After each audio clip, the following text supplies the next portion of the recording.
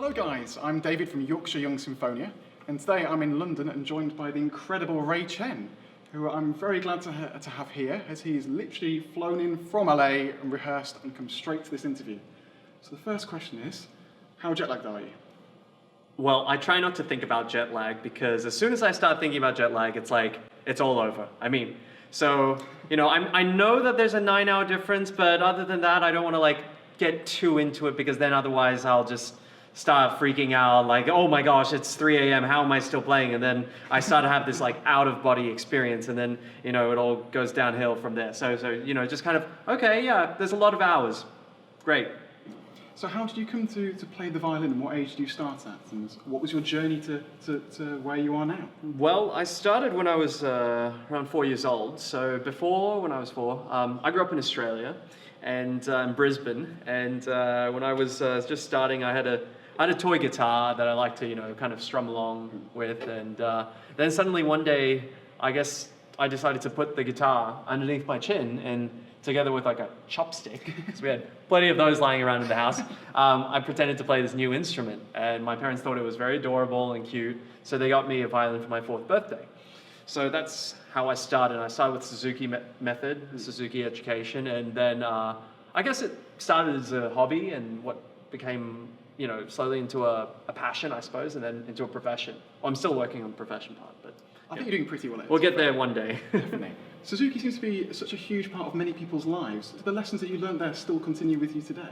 Oh, absolutely, absolutely. And I think the most important lesson that I've learned about through Suzuki was that to enjoy music, and that can oftentimes be lost, I feel like, throughout the development of a young musician, as you kind of change from the hobby part into the more serious musician part. And then something between those two steps kind of starts to, and also adolescence kind of kicks in around that time. And it's just an awkward stage of life. And then you suddenly get all kind of insecure. And so oftentimes you might feel like, wow, I was playing so much more free and just more naturally before when I was younger. Why have I lost that? Well, that's normal for everyone. I mean, I spent 5 years of my life trying to regain what I had felt like I had lost. But that happens with everybody. Definitely. So the reason I'm here today from Yorkshire Young Symphonia is that this isn't your one trip to the UK this year. You're also coming to Hull for the UK City of Culture this year to perform with Yorkshire Young Symphonia. That's right. It's going to be exciting. And the nice part is applications are open to join. So if you're aged between 12 and 18 and want to join Ray on stage to play the Mendelssohn Concerto, check out in the description. All details will be there. So please get applying nice and quick. It should be fantastic. And speaking of Yorkshire, we've had a couple of our students and members of the orchestra ask a few questions. All right. So Pio wants to know, how do you deal with practicing? And do you have a specific method, and how many hours do you practice for? Oh, that's a pretty tough question. How many hours? And, I guess without embarrassing myself too much, I practice as much as is necessary. So what does that really mean? I mean, that's kind of, besides me avoiding the question, that's kind of me saying that to be efficient.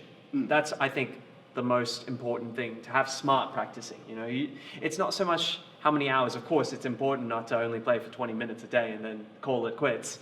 But something between, I would say, anything from 2 to 5 hours is a good amount. And that can be really, I mean, it's up to, everybody's different, everybody has different bodies, how long their endurance is, and you kind of have to slowly build that up. I mean, if you're somebody who's used to, or rather not used to practicing for long hours, and suddenly you decide to call it a marathon day, that's going to be very difficult on your body, and it's going to strain it a lot. So I would say that at various stages of my life, I did different amounts of practicing. But I think it's more important to practice efficiently and also to practice performing. So rather than practicing, like when you are in a safe kind of environment in your practice room, to practice the actual environment in which you will perform. Now, how can you do that? I guess you can, there are various ways. You could invite friends, family over for a kind of a get-together. Also stick up a video camera in the back there. Make yourself watch. Promise yourself that you're going to watch the performance, the practice performance that you do. I mean, I hate doing that, and I'm sure everyone out there also relates to me in that. But make yourself do it because it'll be good for you. And yeah, that can help you kind of prepare yourself for the actual performance. That leads on brilliantly to my next question from Chris, which was, how do you deal with performance nerves, and do you still get nervous?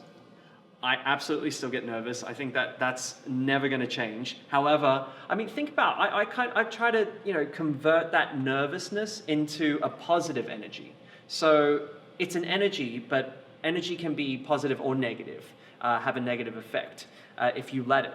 So, I mean, I try to remind myself what it's like to wake up on Christmas morning when you're young, and that kind of nervous excitement.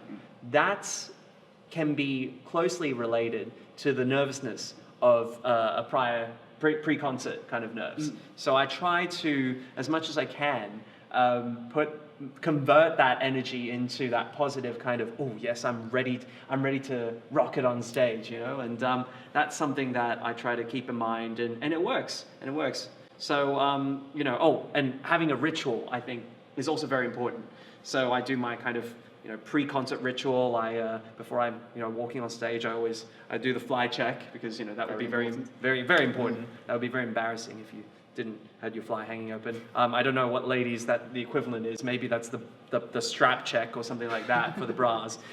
Anyway, but basically, and then I do this countdown. So before the person, the usher, the stage manager opens the door, I kind of hold out my hand and I say, hold on a second, and I say, all right, 5, 4, 3, 2, 1. And this is important because it gives me the control of when the door is going to be opened. So psychologically, you're about to go out into an environment that is so unpredictable and, I mean, against you in a way. You're going to feel like it's an obstacle that at least, before you walk the plank, so to speak, walk the stage, you can feel at least that you have a sense of control, and that you're walking out there, and that makes things a little better.